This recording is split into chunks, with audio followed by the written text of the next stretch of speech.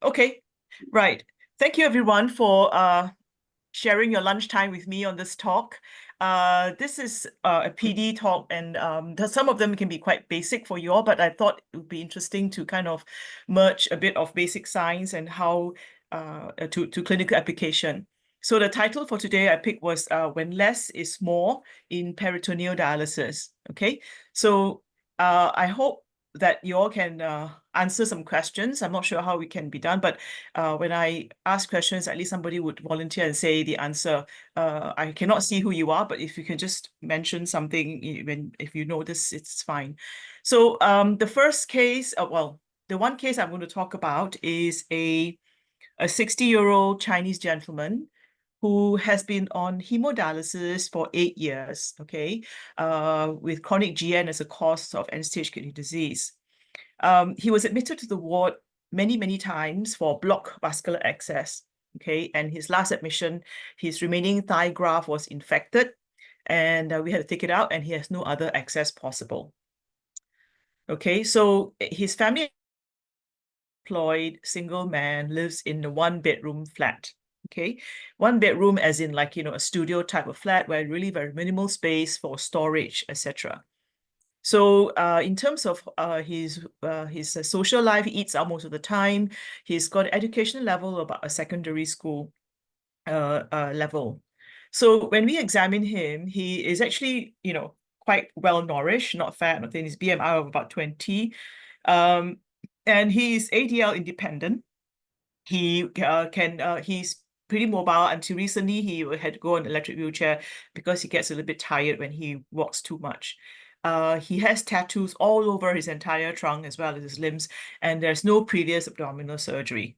Okay, so this is the person that you have in the ward coming to you who running out of access, and therefore there's nothing else you can do for him except either you palliate or you convert him to PD. So this option was given to him, and he decided that, okay, he wants to have a go at PD, all right, though quite reluctantly because he had no other option. So the TANCOV was put in June last year, okay? So, and he was trained to do peritoneal dialysis. And I just want to ask the resident, if there's any here, what are the parameters that you would take into account when you are going to start a prescription for this patient? Okay, so can anybody answer that? And any parameters at all? There may be 4 or 5 at least things you need to consider when a patient like this kind would want to consider to start dialysis. Okay. Any answers on that? Just unmute yourself and say something. If not, in a minute, I will just carry on. You can volunteer on our side. Although I walked in a bit late, so I'll just summarize for them. It's someone who has failed vascular access, having been on hemodialysis a couple of years. So now he's changed to PD. And what kind of parameters will you take into account when you're planning his prescription? Right. Yeah. I think hi, I'm Yor here. I'm from Malaysia. So I have a few things want to ask regarding, because I missed out the first part of the social history to know what he worked as. I don't know whether you want to do unemployed. Unemployed. So basically the question would be what we want to know further to adjust the PD regime for him, right? To actually design a PD regime for him, right? So first of all, we have to know whether is there any, or actually for 8 years already, so I guess there's no residual urine. So That's probably not a good idea for him to be an incremental kind of PD. So then otherwise it's unemployed. So seems like probably CAPD would be a option for him. Then Okay, great. So you got most of it. So basically, when you want to start the prescription, consider prescription for this kind, indeed, you want to look at whether he passes urine. And I put down all these numbers like transport status. You need to know how much fluid he needs to drink and how much you can take out, how much he's willing to sacrifice his therapy time, etc., and the lifestyle. But the question I asked, right, when I put down transport status, then I said, well, you can't know the transport status of this patient unless the patient started dialysis and do a PET test, right? Or not? Is there any way you can kind of guess this is going to be a high transport patient. This is going to be a low transport patient. Is there any kind of educated guess on this front? Because most of the patients when you see when you start, you really don't know, right? But there are patients, there's a group of patients where you can predict is going to be high transport status. Anybody want to volunteer what type of patients? No? So just want to clarify the peritoneal transport status because maybe my fellow may be confused with the transport Oh, between center. okay, the peritoneal transport status, yeah. So how can we know a person or guess a person's potential transport status is without doing a PET test to facilitate your prescribing PD?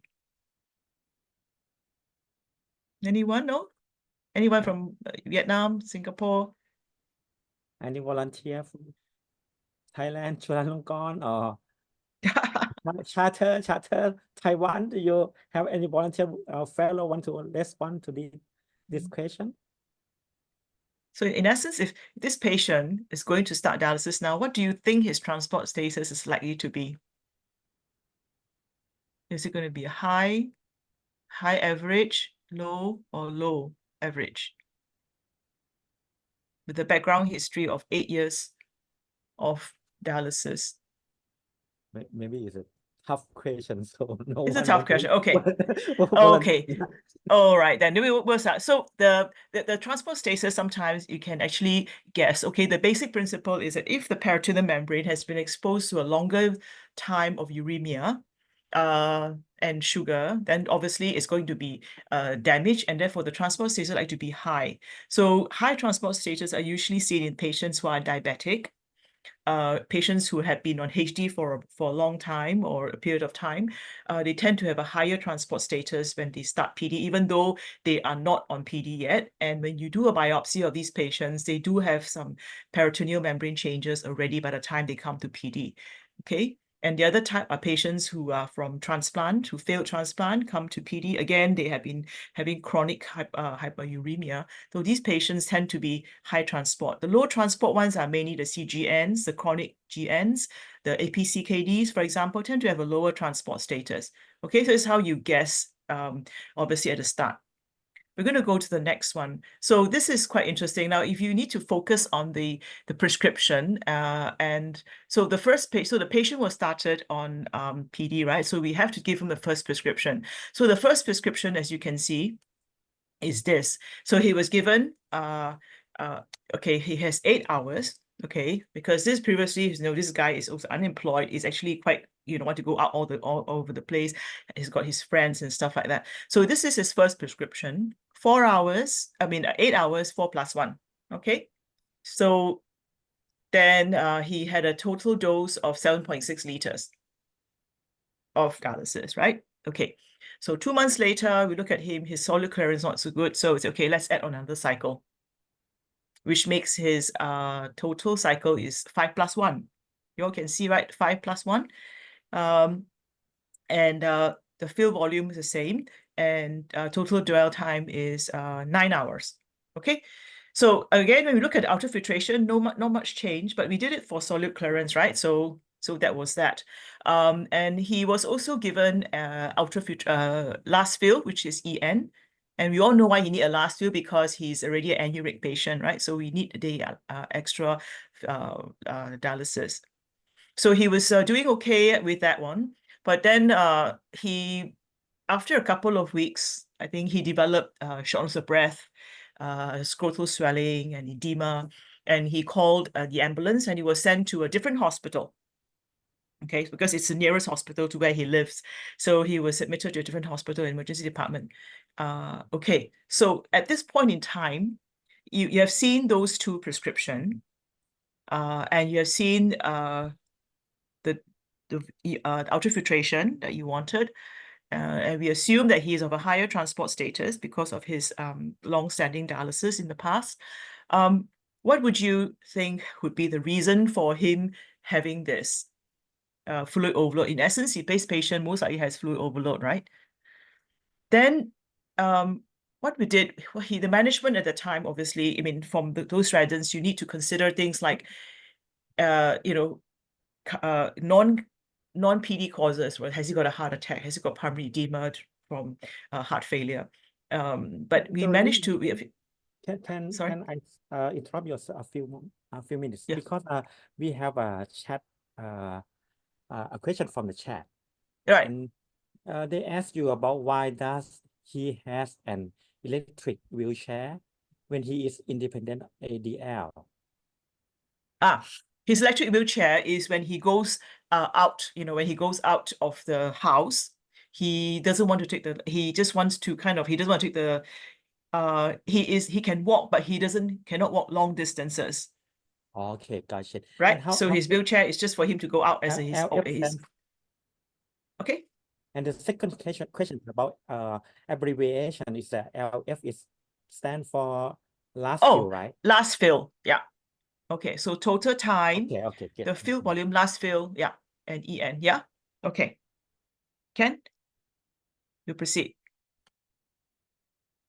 Okay, so he was found to be very overloaded, blood pressure a bit high, and then the normal screening would be things like make sure that he hasn't got heart failure, his catheter flow is good, he hasn't got any leaks.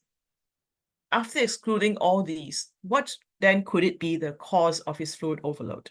Anyone? What is the reason for his fluid overload?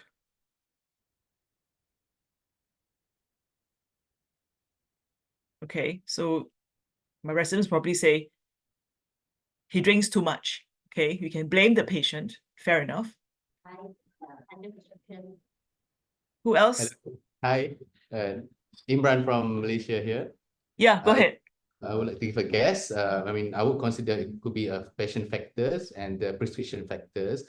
Patient factors, perhaps we need to reassess regarding patient fluid intakes and how much of the restriction he put on himself. And that one of it. As for the prescription factor, I would thinking, but looking at the numbers, he might be under prescriptions. I would consider increasing his volumes so that we can have a better UF. That we might guess. Good. Well done. So you got it all right. So it's the patient dietary indiscretion. We mentioned earlier, he eats out a lot. He doesn't cook, right? So his salt intake may be high. The other one, obviously, is also the inadequate UF from the prescription, right? Maybe we are the ones who's caused it because we didn't, give him enough ultrafiltration, ask him what is the amount that he need to be maintaining euvolemia. Good. So then the next question I want to ask you is, in this kind of patient, right, how do you know how much of volume is required, right? So I'm not sure if you all have seen this paper by Isaac, published in AJKD 2018. It is to tell you roughly how do you estimate how much volume to give a dialysis patient. So a patient comes to you, pass a bit of urine, and you do CAPD, you say 2 times 3, 2 liter times 3 cycle, or 1.5 times 4 cycle. How much dose do you need? Like, do you need 6 liters, 4.5 liters? So sometimes it's difficult. So this paper came out and it gave us a guidance as to roughly you can guess how much the dialysate dose the patient require to reach a minimum KTV of 1.7. Okay, so if you look at it, so what he did was he said, okay, if you need a KTV of 1.7 per week on a daily basis, you probably need a 0.25 KTV. All right, so divide by 7. Everybody got that, right? So, and he says that if your urine, assuming that your dialysate and plasma urea is a ratio of 1, equilibrate, then what you need to do is your volume. So the volume would actually be your 0.25, which is the KT that you need for that day, multiplied by your total body water, which is actually the distribution of your urea. Okay, so in this case, so if you say this case, I mentioned that let's say he was 50 kilograms, okay? So this guy is 50 kilograms. The good thing about the calculation in this case, he doesn't pass any urine. So you don't have to take into consideration of his RRF, okay? So he is 50 kilograms, he's a man. You guess that his total body water is going to be something like 60% of 50 would be about, what, how many liters? 30 liters, right? 30 liters. So the volume required or needed roughly would be a quarter of 30 liters, which runs up to about 7.5 liters, right? So this is the calculated kind of volume that we think that this guy actually needs to actually meet the minimum of 1.7 kT. Right? So you're following this, right? So if you want more detail, you can refer to the table. So let's say, now, if the patient also has urine, for example, you will therefore have to minus the urine component. Then your volume will be less, right? You don't need so much dialysis volume if you pass urine. So the way you calculate the urine KT is exactly the same as you calculate for the dialysate one. So it's a substitute the urine urea and the plasma urea. And at the end of the day, you come up with a KT for your urine. And so your daily KT, say, is 0.01. Then you minus from a 0.25. Then you will get times the total body water, you'll get the dialysate volume that you require. Okay. So in general, if the patient is passing urine, you can assume that the patient doesn't pass, you can always give a little bit more, it's okay, right? And then the other way they can look at it is that you can use a GFR and your KT, renal urea is the 2/3 of your GFR. Okay. The reason is less is because urea is absorbed, right? And then your daily KTV will work out to be like, say, 0.05. And then if you minus that, so your daily dialysate is actually 0.2 times your total body water. So this is a rough calculation of, to start, what do you think will be needed to achieve a KTV of 1.7? Any questions on this front?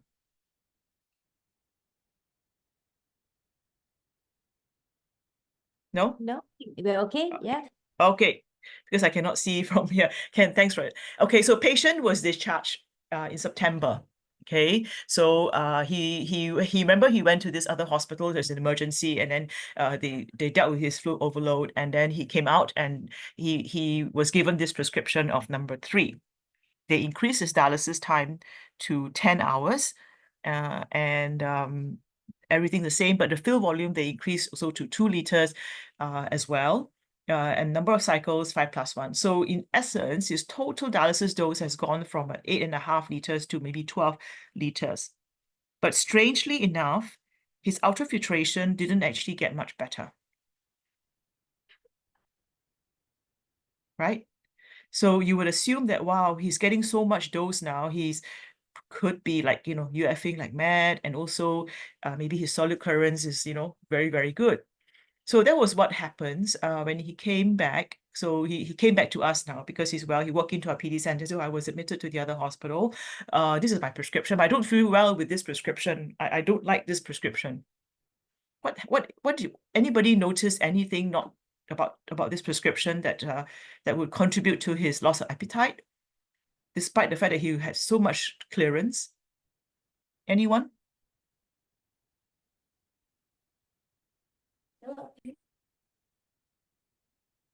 Anyone want to tell me why he doesn't? Maybe 2.5 Yeah, he's using a lot of 2.5. glucose.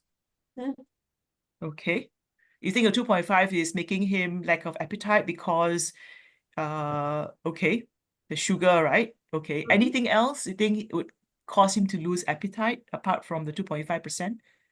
The total volume in the abdominal peritoneal cavity. Yeah. So yeah, you notice, right? His increase like Fill 400 volume. mils. Yeah, the fill volume, right? So we think that, oh, maybe the fill volume is too much, right? Maybe that's so much that he cannot breathe properly and bloated. Okay, so we put the diagnosis down as very high intra-abdominal pressure. But how can you prove it? Measure it. Huh? We can measure the pressure of the intra-abdominal. Yeah, you can measure the pressure. Yes, you can do that indeed. That's what you can do. And if you don't want to measure it, I mean, there's a simple way of doing it. You just reduce the volume and see what happens, right? So, but this is a teaching session. So we say, yes, you should measure the intraperitoneal pressure. Okay. So, and we do know that intraperitoneal pressure changes with position. All right. So the 3 positions a person adopt, you either sleep, you either stand, or you sit. Right? Of all these 3 positions that you do, the pressure in the tummy changes. Okay, so on the left-hand side, you have a graph that have different nice colors lines. And I covered the positions on the blue, under the blue. Can anybody tell me which one would be sitting, lying, or standing? What color would be standing? Huh? Pink is sitting. Sitting is what color? Pink color. Pink color sitting. Okay. Then the green? Green is standing. Standing. Okay. Okay. Great. You're right, Professor. Okay. Thank you. So all right. So this is how you do it. I don't know, in my day when we were, training, we don't have these fancy swan guns. We actually measure our patient's CVP, right? Measure our CVP, and we put a line in the heart, where the atrium is, and then we put exactly the same setup where we measure the CVP. So it's basically very similar to measuring CVP, but actually your abdominal pressure, right? So the pressure in your tummy, the more water you have, the pressure goes up. So if you have this setup where you hang up the dialysate back, and then you see, and then you unclamp it and you let the fluid comes out, and then see how high it goes up to. All right, so you put your 0 line as a mid-axillary line, and then you will see the pressure the dialysate will go up and down on this tube.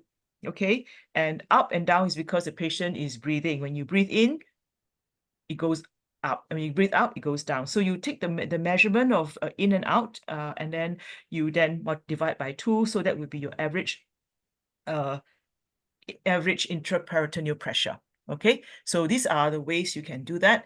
So the pressure that you want is between 10 to 16, but I usually go between 10 to 12, right? So it is important when you put in the fluid, you think, oh, it's just right, it's 12. But don't forget, at the end of that 12, you will have extra fluid, and that will increase your peritoneal pressure, right? So when you put in a liter, it may come up 1.5. And so you would need to know what is the 1.5 pressure rather than the 1 liter pressure. But at the end of the day, once you decided what your suitable pressure is for your patient, then you can just put down whatever volume that you want to. The other thing that you have to be very careful is, I put in a volume of 1.5 liter, 1.5%, and I put in a liter, 1.5 liter of 2.5%. Be very wary that the 2.5% might need a little bit more space in your tummy than the 1.5%, okay? So think about all these caveats.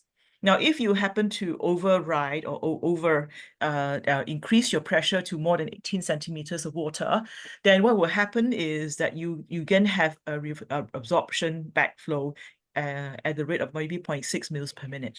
Okay, it's like your back filtration in hemodialysis. So that can be quite devastating if the patient cannot get the fluid out. Okay, so these are the things that you need to take note of. Now, in places where you say, oh, I'm not going to waste another bag just to check the fluid, what you can do is you can remove a little bit and then see the pressure, remove a little bit and see the pressure, and then finally you put everything out and you can back calculate and see what exactly is the right pressure during the time when the pressure was taken, what was the volume. So there are many ways of doing it as long as you understand the principle. Right. So the principle now here stands. Okay, pressure is one thing, which is the blue one, the hydrostatic pressure, right? So when you want water to come out of the patient, you need to consider a few things. The pressure that comes, the UF that comes out of the capillary into the cavity, and also there's a lymphatic reabsorption. Okay, and it's usually that actually happens in the long dwell. Now, so when we ask you how much water can come out, so it's dependent on, number one, the UF coefficient. You need to know the membrane status, right? Peritoneal membrane status. So patient with a high transport status will have a lower chance of getting ultrafiltration. Then, so the coefficient multiplied by the pressure gradient between the hydrostatic pressure, the colloid pressure, which is from icodextrin, and then the crystal, which is the osmotic pressure, right? You don't need to do calculation, but in general, you need to know what are the factors that push the water into the patient and what are the factors that pull the water out of the patient, okay? So the osmotic and the oncotic are the one that pulls the breathing out. Hydrostatic is the one that pushes it back in. So if you can have all those in nice order, then your water will come up very nicely, all right? Unfortunately, lymphatic absorption, you can't do anything about, okay? It's just nature. Right, so what happened to him now? So he said to us, he said, oh, I cannot, it's too full. So we then say, why don't we go back to your 1.6 like you did before? All right. And we just go back and see what happens. Right. And he said, fine. He said he's fine. Okay, I'm okay the last time. I think I'm okay this time. So then, but this is prescription number 4. Okay, so we said, okay, since we are just going to do 4 + 1 again, you don't need so much time, 9 hours, 4 + 1, and he was happy. And lo and behold, we were surprised. Hey, how come this time we got a UF of 700 to 1,000? We never used to have that before. And you compare the same prescription number 4 to number 2, what happened? Or number 1 rather. You know what I'm trying to say? I'm trying to figure out why he suddenly has so much ultrafiltration, despite the fact that we reduce the fill volume. And even compared to the previous time, about 6 months ago or 3 months ago, when he was also using about the same 9 hours, about maybe 1 extra cycle, he was only getting 300 to 400. But just by adding an extra cycle or cutting back a cycle, how can we get so much more? What do you think happened? So anybody, any answers to that? In fact, Hi, I'm Yo here. So I think probably is the sugar control may be better. Another thing might be, I don't know whether the patient is really is really compliant to the regime that we are given. Maybe now he's more educated already, so he's been doing it correctly and more compliant as well. Okay, those are all very valid answers. He's on share source, which is one of those things that we see on the cloud, right? So he can't, whatever he does, we can see. And he's not a diabetic. So how? Next question, you say, the only difference now here is has his intra-abdominal pressure changed, right? So number 2 and number 4, there's about a couple of months difference. So can your pressure change over time with the same amount of volume? Like 1.6 per fill, 1.6 per fill. Will I get the same pressure? You know what I'm trying to say? Is everybody following me at the moment?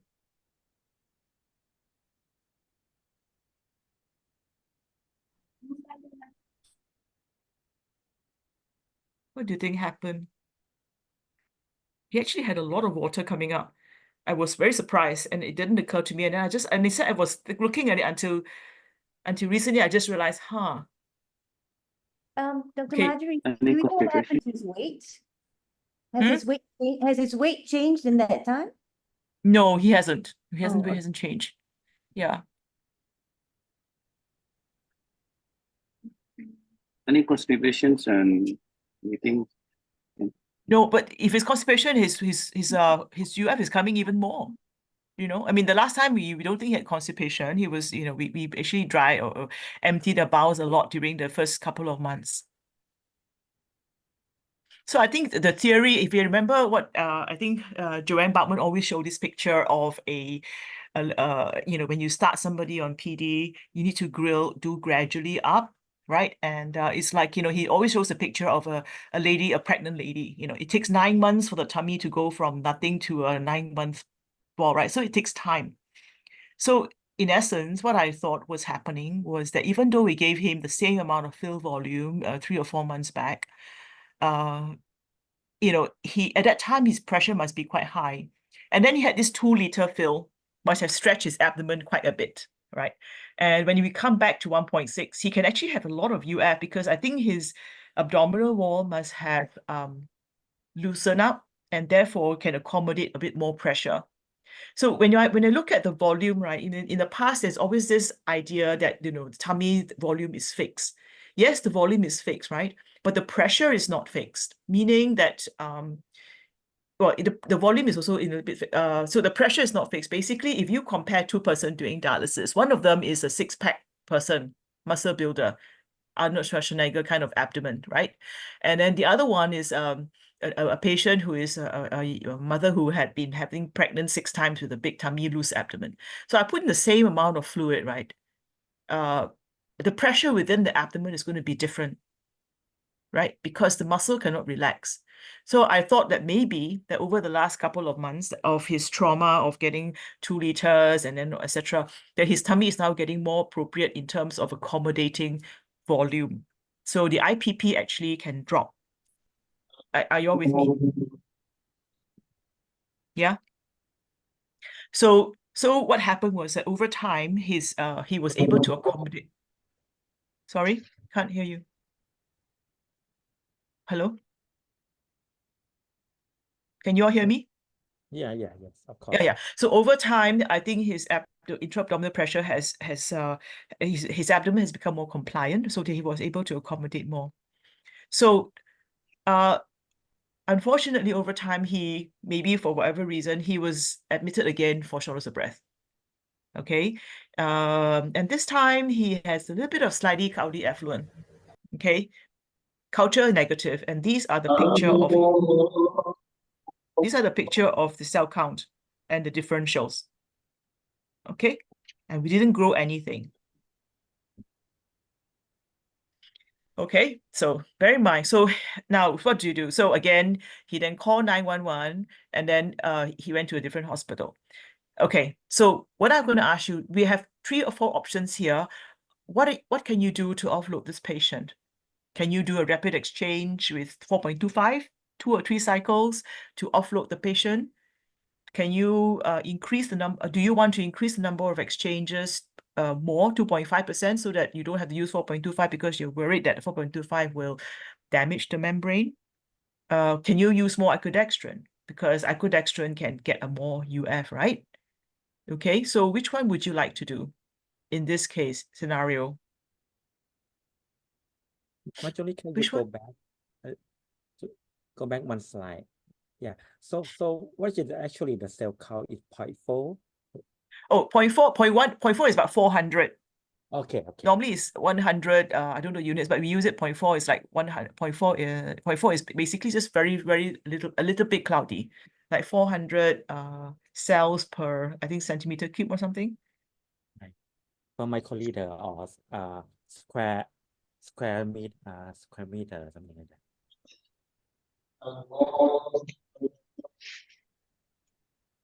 What do you think is happening? We know for sure he is overloaded. So we will do something to offload him.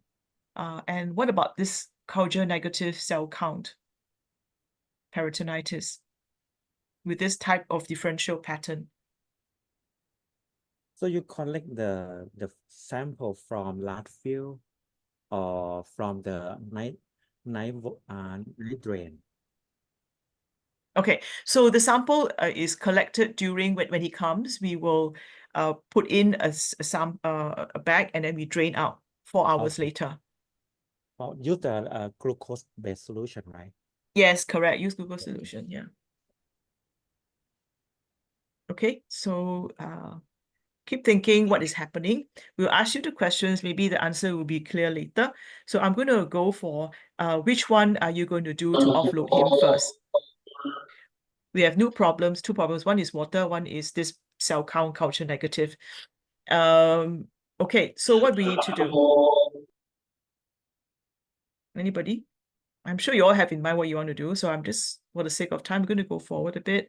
So the answer is probably to do rapid exchange for Tupai because he is clinically overloaded, right? I mean, all the other answers it's not entirely wrong, but you have to use it in the right context. Okay, so this patient is obviously desaturating and then you want to get him off the ventilator, so you basically want to get him offloaded quite fast and therefore use a 4.25, right, to offload him. The rest is fine. I mean, you can use a 2.5 exchanges, you can still get more water, but then you may have to do like, a long, like 10-15 hours or something like that to get the extra water. And icodextrin, the same thing, right? Icodextrin needed time. So this is the pattern of as a result of doing that, what we did, like the 4.25, this happened, okay? You may want some time to digest it. I'm just looking at the serum sodium. So this patient came in, have multiple episodes of, have multiple 4.25 exchanges. And this is what we saw. What is this phenomenon?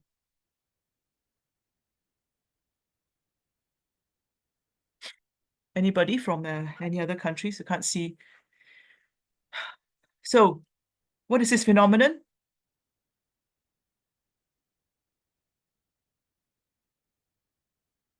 Any trainees can have anybody from Singapore, or have you gone to clinic already?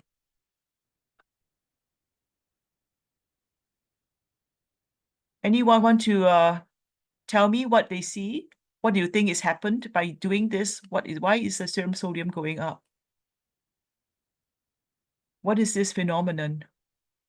Yeah, it sounds strange because It's normally a psoriasis disease. Yes. Sodium sieving. Yeah, sodium sieving. So what happens is when you put in a lot of water, like, you go on the right-hand side, you have this picture I've shown you. You have three ways that water can go across to the other side, right? So the first one is actually through the cells, through aquaporins, all right? And aquaporins only allow water to go through. So if you have a very strong concentration on the other side of the membrane, like 4.25, the pull on the water is much stronger. So the aquaporins allow the water to go rush out. And as water rush out into the peritoneal cavity, you will see that the dialysate sodium within the peritoneal cavity drop, right? Drop. And then it remains drop because the water keeps coming and diluting the salt in the in the dialysate. And after a while, then the sodium will lag behind, right? Sodium will not come so fast, but sodium will probably come, it will neutralize around like 4 hours or 5 hours, right? So it will eventually neutralize, but it will remain in this setting for at least 2 hours before the sodium starts to creep up. Now, the point is, when you do APD, you don't leave the solution in for so long. You only leave them in for maybe max 2 hours, right? So when you're in this position of 2 hours, when they're still having hypodialysate sodium, you will change another setting. You give another exchange. So this is continually happening, meaning that water keeps going out and out and out, which is good. The patient gets better, can breathe, but the sodium is left behind. Okay, so is that good or bad? Okay, so the sodium left behind may not be a good thing, so it can cause a serum hypernatremia. All right, and hypernatremia itself can make you feel thirsty because of the hypoosmolarity. And also, if the patient is diabetic and cannot handle the glucose load, they can also become hyperglycemic, and again give you thirst. So in fact, we get them better, but making them thirsty and they want to drink more. So you have to be very careful when you do multiple exchanges with a high tonicity. Okay, finally, if this person is non-compliant and keep coming in every other week for this one, you'll find that they will have a lot of weight gain. Okay, now this is important to look at this picture. I just want to diverse a little bit, meaning that when you have a patient of different transport status, low to high, and then each of them, you challenge each of them with 1.5, 2.5, and 4.25. And you can see that on the left-hand side, the person with the low transporter, if you give them a high glucose, yes, they will absorb a lot more sugar, right? Compared to the orange, the red is always higher than the orange. So as a low transporter, you don't absorb so much. But if you're a high transporter on the extreme right, you can see that even though I give you the same amount of 4.25, the amount of glucose that the high transporter is absorbing is like double the amount that the low transporter person is absorbing. So over time, this differential, widening differential over transport disease is quite important, especially if your center is dealing with a lot of patients with high transport status. They can put on a lot of weight. Okay, so just briefly go past here. So how much, to give you an idea of those doing CAPD for your patients, how much sugar are you giving them? Now, the slides you can see here, when I was training in the UK, they are using 136,227. These are just equivalent to 1.5 and 2.5%, okay? And then, so if you say you can have a person doing 4 exchanges of 1.5, 2 of 1.5 to 2.5, the kind of thing, right? So if you look at the number of sugars that the patient is exposed to, if the patient is just doing 1.54 exchanges per day of CAPD, they are probably exposed to like 40 kilograms of sugar a year. And then it's about 145 grams. As you get higher and higher, if you use 2.5% or for CAPD, you're giving them 182 grams exposure. Okay, so you expose them to this much, but exposure does not mean absorption. Remember, it depends on your transport status, how much you absorb. So, so if you look at those who know what Mars bars is, a very sweet chocolate bar, it's very common in the UK. So if you have your patient on 1.5%, you're giving them like 3 Mars bars a day, or you can you can call the calculation of Coca-Cola or something, whichever is common in your unit.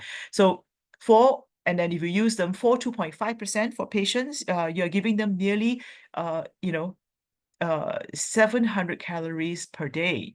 And if the patients eat a lot, then they can really put on weight. So as I said, this is you're giving them exposure, but when the dietitian see the patient, they will take this into account, and usually they usually take 0.7. They know that you're not going to absorb all the calories, right? So when you equilibrate, you're probably going to absorb like 70%. So they will take 70% of this exposure calorie to be your real calorie and take into account of the patient's diet when they advise on the diet. So it's important. Dietitian needs to look at your diet or your PD prescription. Okay, so what about icodextrin? So we did mention about icodextrin being a very useful is a useful solution, right? So icodextrin is like the hare and the tortoise. Okay, so icodextrin obviously would be the hare. It's slow and steady, and your 4.25 is your hare. The tortoise is your icodextrin. The hare is the rabbit is your 4.25, where within about 1 or 2 hours you achieve what the icodextrin is going to achieve in 700. So the question you ask yourself, if you want, how do you want your water removed? If you want your water removed very fast because the patient is struggling with the breathe, then you use a 4.25.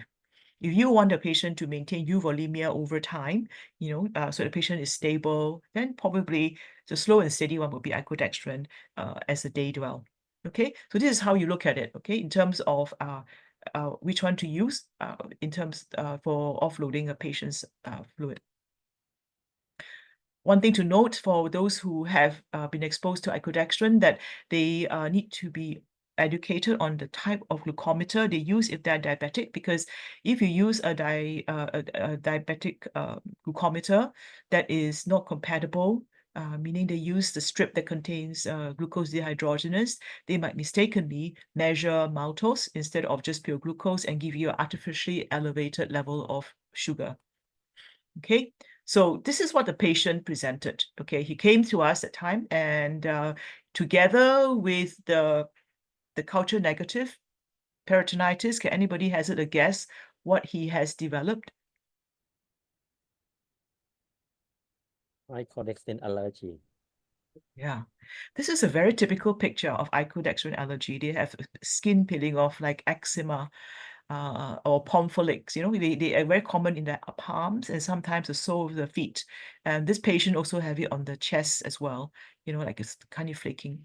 So yes, so this patient does have icodextrin allergy. Now, it is strange, right? So when you find that, wow, you're doing quite well, right?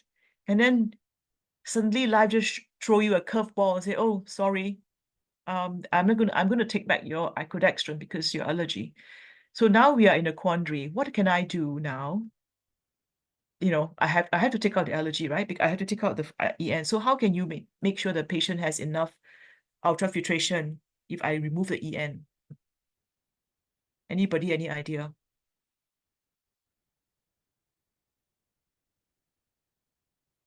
So just by sustaining on iodine itself,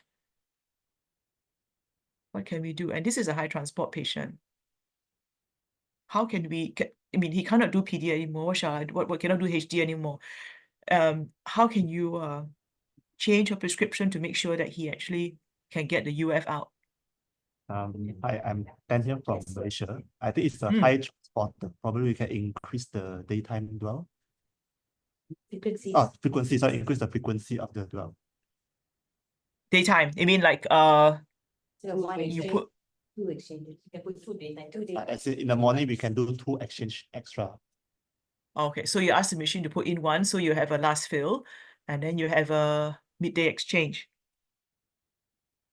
Yes? Yes, that's what he said. Yeah. Right. Okay. Right. I think that's the only way to overcome it, right? So that's true. So we did do a midday exchange, and he maintained his UF that way. But unfortunately, he was lost to our follow-up. He developed punctal peritonitis, and then he died in May of 24. I mean, he did give us a good lesson, right? In a sense that, we know from the start that he is not a very good candidate for PD. But there's no other way to go. And he did have quite a bit of challenge. I mean, he did come in and out of hospital in the last, I don't know, maybe just about a year. And then he passed on with punctal peritonitis. So I think, yeah, so the point about this is that the fluid, less is more, is that when you want to take ultrafiltration, don't just keep piling in the water, because sometimes you put more you pile in, the less will come out. Okay, so this is the moral of this patient story. Now, a quick one before we end will be the clinical science behind how to optimize ultrafiltration in peritoneal dialysis. This is a very, very old picture, but I think it's so valuable. And every time I see, I just like, wow, this is amazing. Now look at this. This is 2002, which is like 22 years ago, by Salim Muhas. So if you look at how water comes out of the patient's peritoneum based on your transport status, right? On the left, 1.5, you will see, yeah, I mean, if you notice, right, for the first 2 hours, it's very similar. Nothing much has changed in the first 2 hours. And then the graph only digress beyond 2 hours, all right?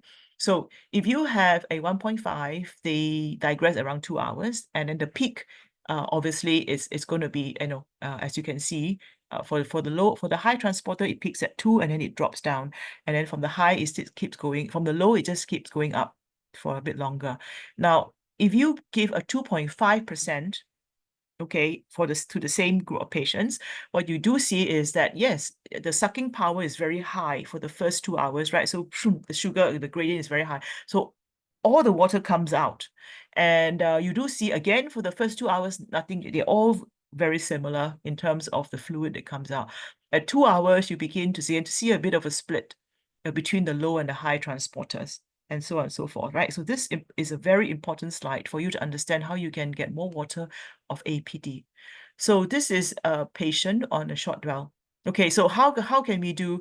So you see, for APD to happen, usually what we do is maximum 2 hours, we cut off, right? So in 2 hours, remember the one before, we see 2 hours is more or less peak. So that's where your APD works, right? APD 2 hours, you drain out and you put in again.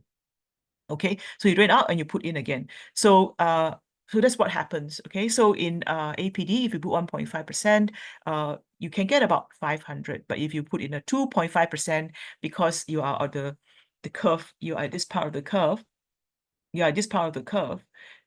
you will get a bit more, right?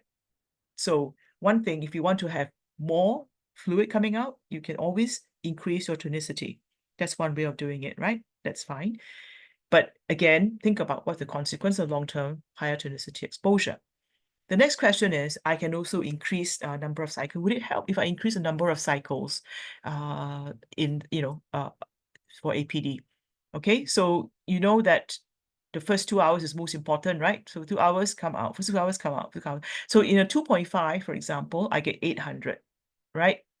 But if I want to increase my number of cycles from 4 cycles to 8 cycles, okay? So each hour, I have 1 cycle. So here, I drain out. And then I put another one here, I drain out. So you look at it, so it's more or less, you can still get the same amount of ultrafiltration. But there's a big difference here, right? So can anybody tell me what's the difference between doing this session and this session? Apart from the machine had to work harder, but was there any effect on the patient?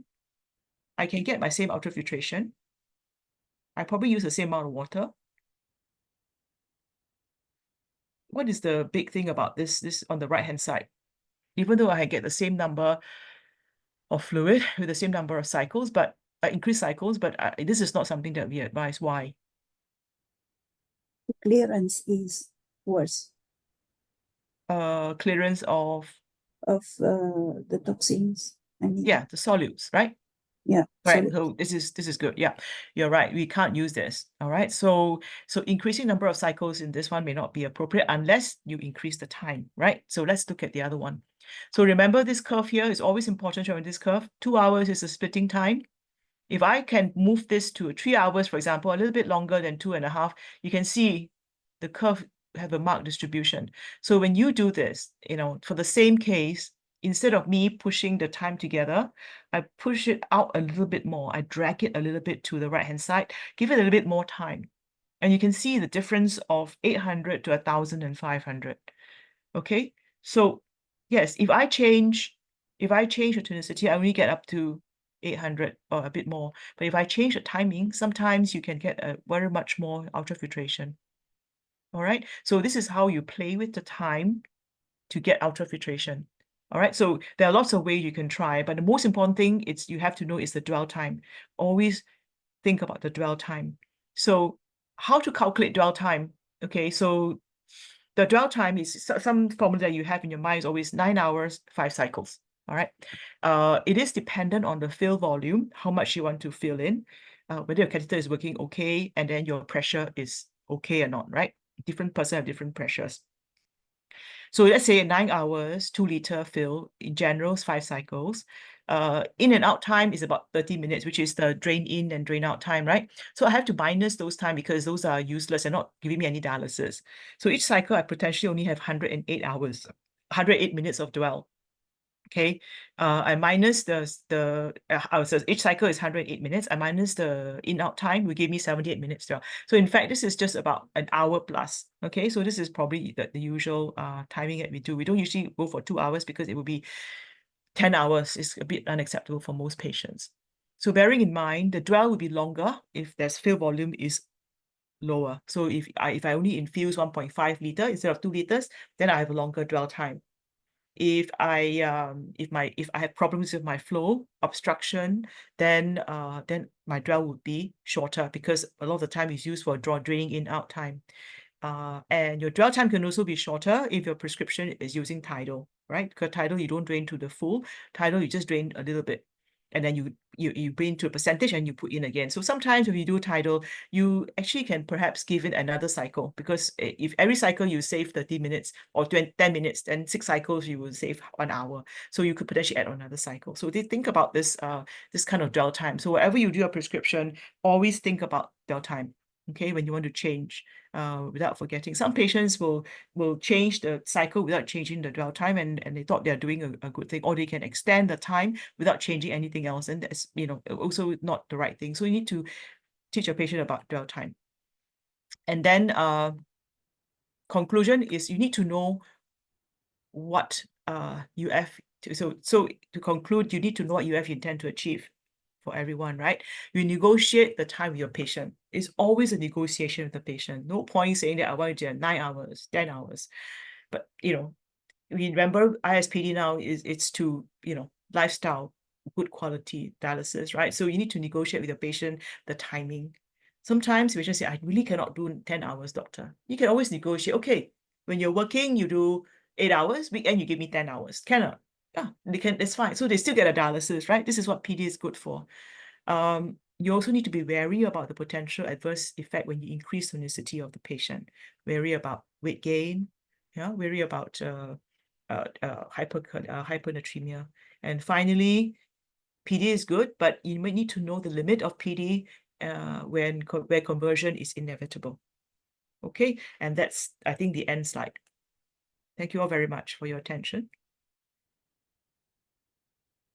That's it. Wonderful, actually. Wonderful. It's a very wonderful presentation, and I really enjoy learning about mathematics things. And your review of membrane physiology is fantastic. Thanks very Thank much, you. Dr. Marjorie. I think we learned a lot of finer tuning of PD. It's a lot more than the standard prescription that people tend to use. So many ways and tips and tricks about how we can change prescriptions to suit the patient. Yeah. Good. We should take a good photo. Sunita, yes, sure. I was just wondering if anybody's got any questions though before that. Yeah, anyone have any questions? Opening the video, so any questions? because today we got a very expert in physiology, so we Yeah. need to ask the question. I'm just checking the chats in case anybody posted some questions. No, I think, yeah, mostly comments saying thank you for the great lecture, Dr. Marjorie. Oh, you're welcome. Yeah. Okay. Sometimes I find patients say, oh, what the waste, 2 liters, you got to throw away 200 mils, it's so expensive. It's just, you just have to weigh what's the benefit, right? If so it's not wasteful if you do it right. Yeah. Correct. Yeah. Okay. So is everybody in the shot? Can you be seen, guys? Adjust. Oh, this way. Yes, lots of us here. Wow. Golf, are you taking the shot, Golf? Yes, I do. I gonna cap. Done? I hear a tick. You'll have to Next tell us when time it's done. we're gonna have CPC on August 27, August 27. Tuesday as usual. It's taken. Okay. And who gonna be volunteer for the next CPC? Okay, Golf, sorry, before we announce the next one, can I just check the screenshot was taken? I think we have to change, like somebody need to unshare it, right? So that we can have A gallery? yeah, a gallery, yeah. Yeah, and Some- this, some okay, of we'll us. have to ask Golf because he's younger, he's the younger one there. I think you can. Yeah, thanks to Marjorie for your excellent talk, Oh, okay.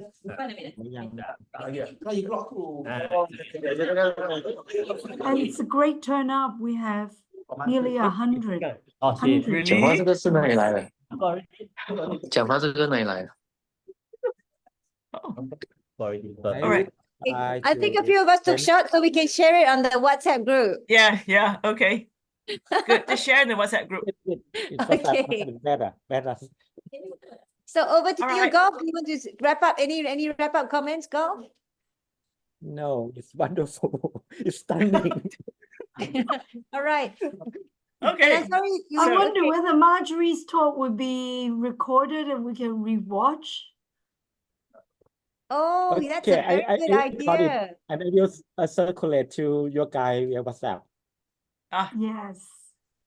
Okay. That'd be great. How Yeah. did you Thank you. Okay. have Thank you say We very have to something encore with your again. Yeah. Thank you. And Thank the you, next time everyone. gonna be 27. To see you next August for time. CPC. See you. Next time. Who's doing it next time? Who's doing it Oh, next time, yeah. Golf? August 27. Surita, who gonna be volunteer for CPC? Sorry. CPC? We want a CPC next time, right? Okay. Yes. So the Who's last CPC was done by you, Golf, so it should come back to Exactly. somebody else to do. I'm going to suggest maybe what about the Philippines? Would they like to do it, or would Philippines, anybody? Or Vietnam, do you want to volunteer, or Taiwan? Yeah, is Dr. Chow Tay still there? Maybe we will off record and we will ask in person. Yeah. Okay, yeah, maybe we'll do that sort of Yeah, on the we'll do side. Yeah. Okay, thanks very much, Okay. everyone. Thank you very much. Bye-bye. Bye-bye. Bye-bye. Thank you. Bye bye.